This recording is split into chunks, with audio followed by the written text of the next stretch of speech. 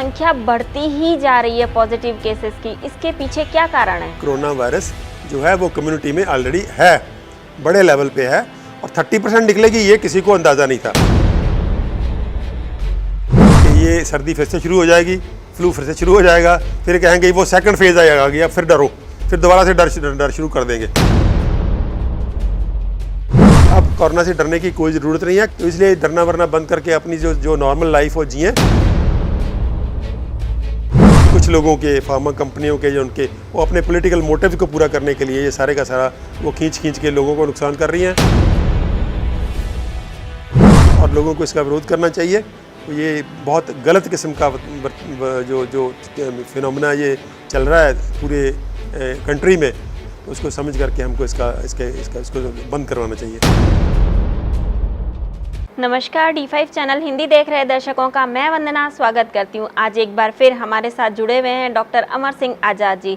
Doctor आज़ाद, आपका बहुत बहुत स्वागत है। नमस्कार जी सभी श्रोताओं। आजकल कोरोना का आपको पता है सब जगह बहुत ज़्यादा चल रहा है, तो जब कहते हैं इतने पॉजिटिव केस आ गए, उतने पॉजिटिव केस आ गए, मतलब संख्या बढ़ती ही जा रही है पॉजिटिव केसेस की, इसके पीछे क्या कारण है? वंदना, ये बहुत बढ़िया सवाल किया आपने, क्योंकि ये आज ये बहुत सवाल आपने नहीं पूछा, ये जन पूछ रहा है कि ये हो क्या रहा है।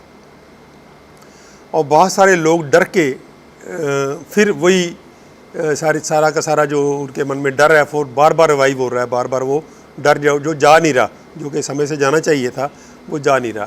तो ये केस बढ़ने वाला जो फंडा है इसको समझेंगे हम लोग कि ये फंडा क्या है। अभी लेटली ICMR जो इंडिया की सबसे बड़ी संस्था है और जिसके पास सबसे बड़ी अथॉरिटी है, उसने एक सर्वे करके कहा है कि 30% पॉपुलेशन पॉजिटिव आई उसकी स्टडी में, 30%, यानी कि हर लगभग तीसरा आदमी पॉजिटिव पाया गया।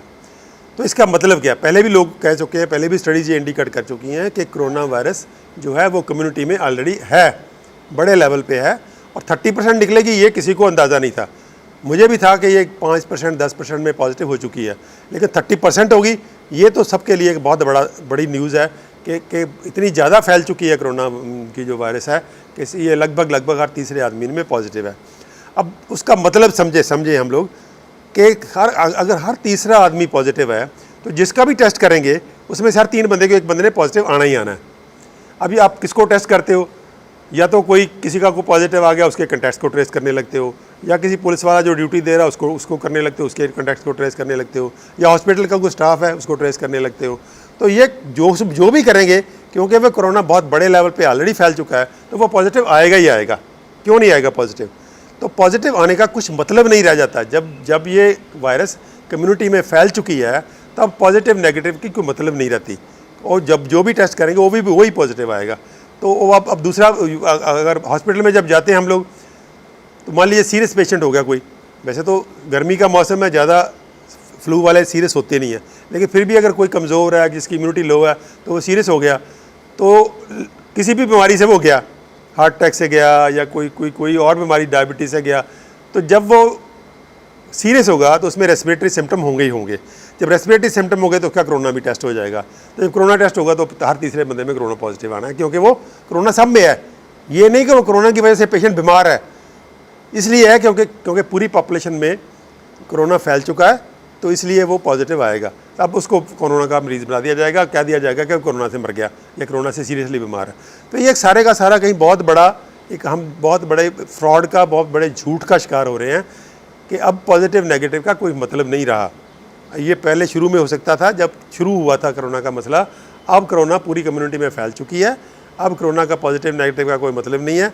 पॉजिटिव केसेस को लेकर के उनके पीछे जाना, उनके कॉन्टैक्ट्स को ट्रेस करना, इसका ये बिल्कुल ही जिसको एक फजूल की एक्सरसाइज हो चुकी है, जिसमें अब अपनी समाज की इतनी ऊर्जा वेस्ट कर रहे हैं। पूरे पुलिस डिपार्टमेंट को लगा रखा है, पूरे हेल्थ डिपार्टमेंट को लगा रखा है। हेल्थ डिपार्टमेंट का काम पैरालाइज्ड है, पुलिस का काम पैरालाइज्ड है, वो बाकी काम छोड़ के एक ही काम पे लगे हुए हैं कि तो उसका कुछ मतलब नहीं बनता। इसलिए हम सबको समझना चाहिए कि ये कोरोना वाला फंडा जो है ये क्या चीज़ क्या है। जब कोरोना पॉजिटिव इतने ज़्यादा केस हो चुके हैं, कोरोना इतनी ज़्यादा फैल चुकी है, तो वो पॉजिटिव आएंगे ही आएंगे। पॉजिटिव होने के बाद ही वो कोरोना की एपिडेमिक रुकती है। ये साइंस कहती है कि 60% पे कोरोना की स्प्रेड स्लो हो जाती है और 80% पे स्टॉप हो जाती है। तो ये पूरे का पूरा वो कोरोना अभी एपिडेमिक उसकी लगभग ख़त्म हो चुकी है या ख़त्म होने वाली है।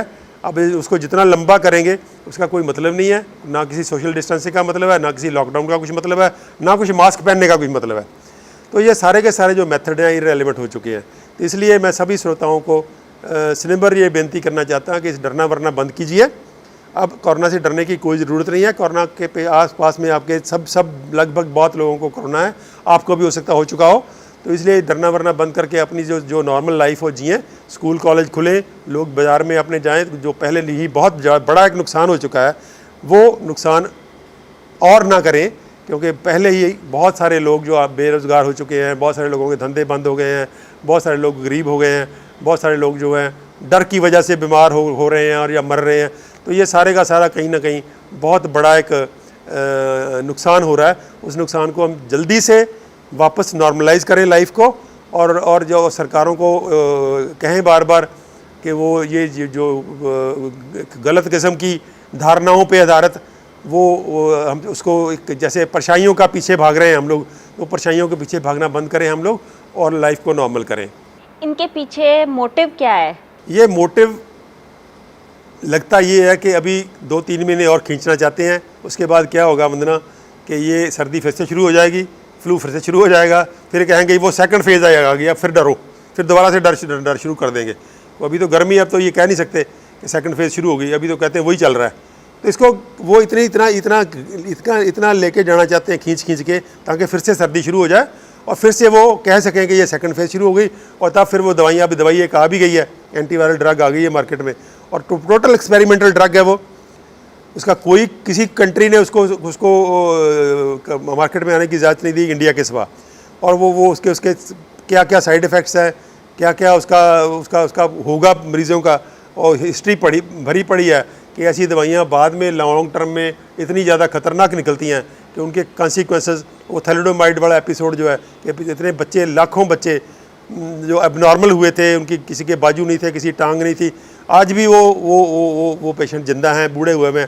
लेकिन वो कहीं ना कहीं ये बहुत ख़तरनाक किस्म के बता रहा है कि वो दवाइयाँ और वैक्सीन आएंगे। फिर वो दवाई कारगर हो या ना हो, वो वैक्सीन कारगर हो या ना हो, वो अपने आप में एक उसका धंधा शुरू हो जाएगा। वो वैक्सीन, जो साइंस कहती है कि इसका वैक्सीन बनना असंभव है, मुश्किल ही नहीं, असंभव है। ये आरएनए रेस्पिरेटरी वायरस इतनी जल्दी म्यूटेट करती हैं, इसका कोई वैक्सीन नहीं बन सकता। एंटीवायरल ड्रग्स भी नहीं बन सकती, क्योंकि वायरस हमारे सेल के अंदर रहती है, हमारा डीएनए यूज़ करती है, इसलिए उसका कोई एंटीवायरल ड्रग भी नहीं बन सकता। तो मोटिव इनका ये है कि इसको खींच करके सर्दी तक ले जाएं, फिर कहें कि सेकंड है, फिर वो सारे के सारा कंटिन्यूस करें। और उसमें जो पॉलिटिकल मोटिव्स हैं कुछ लोगों के, फार्मा कंपनियों के, जो उनके, वो अपने पॉलिटिकल मोटिव को पूरा करने के लिए ये सारे का सारा वो खींच के लोगों को नुकसान कर रही हैं, इकॉनमी को क्रैश कर रही हैं। तो हमारी इकॉनमी पहले ही क्रैश हो चुकी है, तो उस इकॉनमी को हम संभाल नहीं पाएंगे। उसका जो दुख दर्द है, उसके जो कॉन्सिक्वेंसेस हैं, उसके जो साइड इफ़ेक्ट्स हैं वो होंगे, और एक धंधे का हम शिकार हो जाएंगे। और उस धंधे को ज़ोर ज़बरदस्ती से लोगों के ऊपर ठोसने के लिए, लादने के लिए वो दवाइयाँ और वैक्सीन, एक ख़ास किस्म की गवर्नमेंट का स्ट्रक्चर आ रहा है, जिसमें जोर ज़बरदस्ती हो रही है। जो आप हम देख पा रहे हैं कि मास्क जो नहीं पहनता उसका चालान हो जाता है, और डंडे पड़ते हैं, और पुलिस की गाली खानी पड़ती है। तो वो अकेले दुकान में बैठे भी चालान हो रहे हैं, किसी का कार में बैठे का चालान हो रहा है। तो मास्क जैसी चीज़, जिसके बारे में आज तक ये प्रूव नहीं हुआ कि मास्क को करती है, इसकी कोई प्रोटेक्शन है, उल्टा ये है कि मास्क उल्टा हार्म करती है, नुकसान करती है। तो ऐसी टेक्निक्स को लेकर के हमारे ऊपर लादा जा रहा है, और उसको लादने के लिए खास किस्म की एक गवर्नमेंट स्ट्रक्चर लादी जा रही है, जिसमें कोई ह्यूमन राइट्स नहीं है, कोई डेमोक्रेटिक राइट्स नहीं है, कोई फ्रीडम ऑफ स्पीच नहीं है। आप उसको गलत को गलत नहीं कह सकते, ठीक को ठीक नहीं कह सकते, तो आपको एंटी नेशनल और कह दिया जाएगा अगर। तो ये सारे का सारा बता रहा जो इसको आप खींच करके वो हमारे ऊपर लादा जा रहा है। तो मैं समझता हूँ कि इसका कहीं ना कहीं इसकी मुखालफत करनी, इसका विरोध करना बनता है, और लोगों को इसका विरोध करना चाहिए। ये बहुत गलत किस्म का जो फिनोमेना ये चल रहा है पूरे कंट्री में, तो इसका कहीं ना कहीं मुझे लगता है कि हमको इकट्ठे होकर के समझ के चीज़ को साइंटिफिकली कि इसके पीछे साइंस क्या है, तो उसको समझ करके हमको इसको बंद करवाना चाहिए। ये कब तक ख़त्म होने की उम्मीद है, ये सारा कुछ जो चल रहा है फिनोमिना? वंदना, मुझे नहीं लगता ये जल्दी जल्दी ख़त्म होगा, क्योंकि इसमें पॉलिटिकल मोटिव उनके बहुत गंदे हैं, बहुत लंबे हैं, इसलिए वो ख़त्म इसको नहीं होने देंगे। इसको कहीं ना कहीं वो पूरे के पूरे समाज को एक ख़ास सिचुएशन में, एक ख़ास जगह पे लेके जाना चाहते हैं, जहाँ पे वो जोर ज़बरदस्ती वैक्सीनेशन कर सकें, जहाँ पे वो वैक्सीनेशन को मॉनिटर करने के लिए चिप लगा सकें, और चिप लगाने के लिए 5G ला सकें, जो बहुत ही खतरनाक टेक्नोलॉजी है। ये कहीं ना कहीं वो खींच के अपना पॉलिटिकल एजेंडा पूरा करेंगे, और मुझे नहीं लगता वो बंद करने वाले हैं। आप जाते जाते जनता से क्या अपील करना चाहेंगे? मैं जनता से ये अपील करना चाहूँगा कि वो अपनी आंखें और कान खुला रखें, चीज़ों को समझें, साइंस को समझें, जो साइंटिफिक व्यू पॉइंट दे रहे हैं पूरी दुनिया में। कम से कम 20-25 साइंटिस्ट हैं जो साइंटिफिक व्यू पॉइंट दे रहे हैं, इंडिया में भी दे रहे हैं, विश्वरूप राय चौधरी दे रहे हैं, आचार्य मनीष दे रहे हैं, बहुत सारे और लोग बोल रहे हैं, मैं भी बोल रहा हूँ। तो ये पूरे का पूरा उस बात को समझें कि ये पूरे का पूरा हमसे बहुत बड़ा धोखा हो रहा है, हमसे बहुत बड़ा फ्रॉड हो रहा है।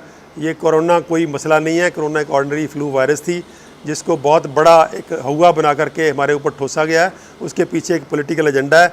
अब इसको समझें और इसकी ऑर्गेनाइज्ड चेतन होकर के मुखालफत करें। तो ये इसकी मुखालफत करनी बनती है, उसके अलावा कोई चारा नहीं है। और डॉक्टर आज़ाद, आप यहाँ आए, आपका बहुत बहुत धन्यवाद। नमस्कार जी। अगले एपिसोड में आपसे फिर मुलाकात होगी, तब तक के लिए नमस्कार।